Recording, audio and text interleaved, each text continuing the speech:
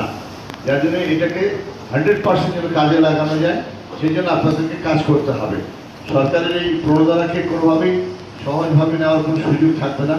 আপনারা আন্তরিকতার সাথে অত্যন্ত প্রচেষ্টা মেধার সাথে আপনারা এই বীজগুলো কাজে লাগাবেন, অর্থাৎ এখান থেকে আপনি নিজে উপকৃত হবেন এবং এ যদি বেশি করতে পারেন তাহলে সেখানে আরও সমাজে অন্যান্য যারা আছেন তারাও উপকৃত হবেন, ভোক্তারাও উপকৃত হবেন। যার জন্য আমি মনে করি আজকাল যে কোনো বিষয়কে যদি আপনি পেশা হিসেবে গ্রহণ না করেন তাহলে কিন্তু সেটা কোনো সময় ভালো ফল নিয়ে আসবে না। যখন আপনি এটা পেশা হিসেবে গ্রহণ করবেন, ওই পেশার উৎকর্ষতা যারা সাধন করতে পারবেন, তখনই আপনি একজন সফল কৃষক হিসাবে নিজেকে পরিচিত করতে পারবেন। আমি মনে করি আজকে যাদের আপনাদের তালিকা হয়েছে নিশ্চয়ই সেটা খুব হিসাব নিকাশ করে হয়েছে। যারা আপনারা আবাদের প্রতি আবাদের প্রতি মনোযোগী এবং যারা বিভিন্নভাবে বিভিন্ন ফসলাদি আবাদ করে ইতিমধ্যে নিজেদেরকে পরিচিত করে তুলেছেন। কৃষি সম্প্রসারণ অধিদপ্তরের সম্মানিত কর্মকর্তারা যারা আছেন তারা সঠিকভাবে আপনাদেরকে নির্বাচিত করেছেন। আপনারা কোনোভাবেই এনাদের এই নির্বাচনটাকে আপনারা কোনোভাবেই ভুল পথে বা ভুল খাতে নিয়ে যাবেন না। অর্থাৎ কেউ যেন অভিযোগ না করে এমন কিছু মানুষকে বীজ দেওয়া হয়েছে, এমন কিছু মানুষকে সার দেওয়া হয়েছে যারা আদতে কৃষক না বা তারা কৃষকের সঙ্গে জড়িত না। এই বিষয়টা থেকে আপনাদেরকে কিন্তু সতর্ক থাকতে হবে।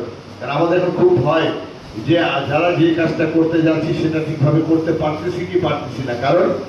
কারণ হচ্ছে যে বিগত 17 বছরে আমরা কিছু খারাপ কিছু উদাহরণ সৃষ্টি করতে করতে আজকে এমন জায়গায় এসেছি যে আমরা কেউ কাউকে বিশ্বাস করতে পারতেছি না যে কাকে দিলে আমি ঠকবো বা কাকে দিলে আমি আমার শোনা হবে। এই জিনিসটা কিন্তু সত্যি কথা বলতে কি আমরা সেটা সম্পর্কে আমরা খুবই উদ্বিগ্ন আছি, ওইটা নিয়ে আমরা খুবই চিন্তা করছি। যার কারণ সরকার একটা সংকটময় মুহূর্তে আমরা এই দেশের শাসনভার গ্রহণ করেছি এবং আমাদের প্রিয় প্রধানমন্ত্রী মাননীয় প্রধানমন্ত্রী বেগম জনাব তারেক রহমান আজকে অনেক চেষ্টা করছেন আমাদের উত্তরে যে অতীতে যে ভুল ত্রুটিগুলো হয়েছে, অতীতে আমরা যে সকল ইনস্টিটিউশন ধ্বংস করে আমরা আমাদের জাতিকে ধ্বংসের দ্বার প্রান্তে নিয়ে সেখান থেকে কীভাবে আবার ফিরে আসা যায়, কাম ব্যাক করা যায়, সেই চেষ্টাই কিন্তু উনি করছেন। আমরা সেইভাবেই কিন্তু আমরা কাজ করে যাচ্ছি। উপস্থিত যারা আছেন তারা সবাই নিজেরা অত্যন্ত সততার সাথে নিষ্ঠার সাথে আপনাদেরকে যে দায়িত্ব দেওয়া হচ্ছে বা আপনাদেরকে যে প্রণোদনা দেওয়া হচ্ছে সেটা আপনারা সঠিকভাবে ব্যবহার করবেন। আপনি উপকৃত হন, সমাজে উপকৃত হন ইনশাআল্লাহ। তবে আজকে শুনেছেন যে আমাদের কৃষক কার্ড হতে যাচ্ছে। কৃষক কার্ড প্রথম পর্যায়ে একটি বৃহত্তর ওয়ার্ডে কৃষক কার্ড প্রথম একটা বৃহত্তর ওয়ার্ডে এটা প্রথমে পাইলট প্রকল্প হিসাবে এটাকে নেওয়া হয়েছে এবং যাতে আমরা প্রথম আমার চিরিবন্দরে আমার যে ওয়ার্ডটা আমি যে ওয়ার্ডে থাকি সেই বৃহত্তর যে ওয়ার্ড 4, 5, 6 মিলায় আগে যে 3 নম্বর ওয়ার্ড ছিল সেটা সেদিন শুরু করা গেছে, আপনারা দেখছেন সেদিন। এবং আজকে আমরা এই প্রপার ইউনিয়নে আমরা এটা বেছে নিয়েছি। এই 3টা ওয়ার্ড মিলায় আজকের এই আমাদের কৃষক কার্ডের যে বিষয়টা বা কৃষক কার্ডের যে তালিকাভুক্তি হবে সেটা হবে। এই কৃষক কার্ডের তালিকাভুক্তিতে কিন্তু আপনাদেরকে সহযোগিতা করতে হবে। আর সহযোগিতা হচ্ছে অত্যন্ত নির্ভরযোগ্য তথ্য দিতে হবে আপনাদেরকে।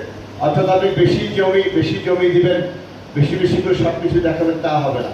যেটা জেনুইন যেটা সেইটা, তাহলে ভবিষ্যতে কৃষক কার্ড আপনার নামে হলো কিন্তু দেখা গেল যে পরবর্তী পদক্ষেপে বা পরবর্তী যাচাই বাছাইতে আপনি সেই জায়গায় দেখা যাবে টিকতে পারেন না, তখন ধরা পড়ে গেলে আপনি সারা জীবনে আর কৃষক কার্ড আপনার নামে হবে না।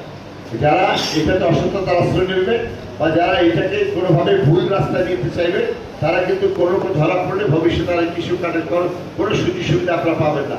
যার জন্যে যার যতটুকু আছে ঠিক সেটাই তুলে ধরবেন। কারণ সরকার আন্তরিকভাবে চেষ্টা করছে গোটা দেশকে যেমন ফ্যামিলি কার্ডের মধ্যে আনার চেষ্টা চলছে।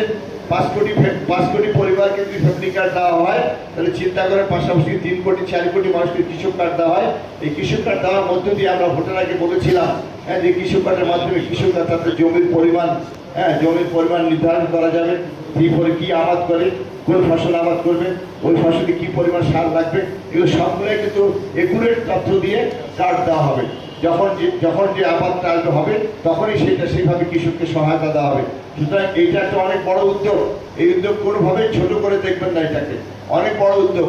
এই যে উদ্যোগটা নিয়েছেন এটা অন্যান্য বিশ্বে এইভাবেই কিন্তু হয়। অর্থাৎ আমরা টোটাল সুবিধাগুলোকে মানুষের এক জায়গায় নিয়ে আসতে চাই। আর এই যে কৃষক কার্ড যেটা হবে এটা কিন্তু শুধুমাত্র আপনি গরিব কৃষক আপনার তালিকা হবে তা না। এখানে ধনী কৃষক যাদের জমি জমা আছে তাদেরও তালিকা নাম আসবে, যারা চুক্তি আবাদ করে আধিয়ারি করে পূজা বর্গাদার করে তাদেরও নাম আসবে, তারাও এইটার অন্তর্ভুক্ত। সুতরাং আপনারা সবসময় লক্ষ্য রাখবেন, আসলে যারা আছেন কোনো ভুল তথ্য দিবেন না, আমাদের যারা যাবেন তথ্য সংগ্রহকারী যারা তাদেরকে কোনোভাবে মিসগাইড করবেন না, অর্থাৎ আপনার যা আছে ঠিক সেটাই তুলে ধরবেন। তাহলে এই যে আমাদের এই যে কি বল কর্মসূচিটা এটা সফল হবে, নাহলে দেখা যাবে যে হয়তো আমরা ক্ষতিগ্রস্ত হব। যার জন্য আমি অনুরোধ করবো আপনাদেরকে, আপনারা আমাদেরকে সহযোগিতা করেন, আমাদের সম্প্রসারণ অধিদপ্তরের কর্মকর্তারা যারা যাবেন তাদের সঙ্গে ভালো আচরণ করেন এবং তাদেরকে সহযোগিতা করেন যেন কাজটা সহজ করে তাড়াতাড়ি হয়। পর্যায়ক্রমে এই ইউনিয়নের বাকি যে 3টা বৃহত্তর, এরপর আবার এই 3টা শেষ হওয়ার পরে অন্য ইউনিয়নে তখন যাবে আবার। হ্যাঁ, কিন্তু সব ইউনিয়ন হবে, এখানে কোনোভাবে ভুল বোঝার কোনো সুযোগ নাই। এরা পাইলো আমরা পাবো না, ওরা পাইলো কেন আমরা কেন পাবো না, এই প্রশ্নে যাবেন না এবং প্রশ্ন কাউকে করবেন না। ইনশাল্লাহ যারা যারা যত ভালো পারফর্ম করতে পারবেন তাদের ইউনিয়নে আরো তত তাড়াতাড়ি যাবে, যারা ঝামেলা করবেন তাদেরটাই সমস্যা হবে।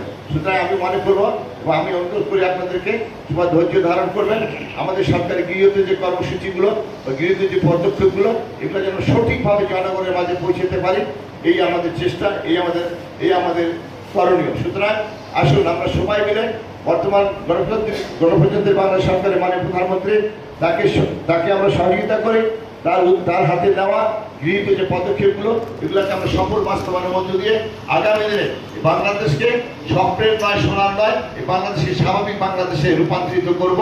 কিশোর বাঁচলে বাঁচবে দেশ, সবার আগে বাংলাদেশ। সবাই ভালো থাকবেন, সুস্থ থাকবেন। আল্লাহ হাফেজ। বাংলাদেশ জিন্দাবাদ। আসসালামু আলাইকুম।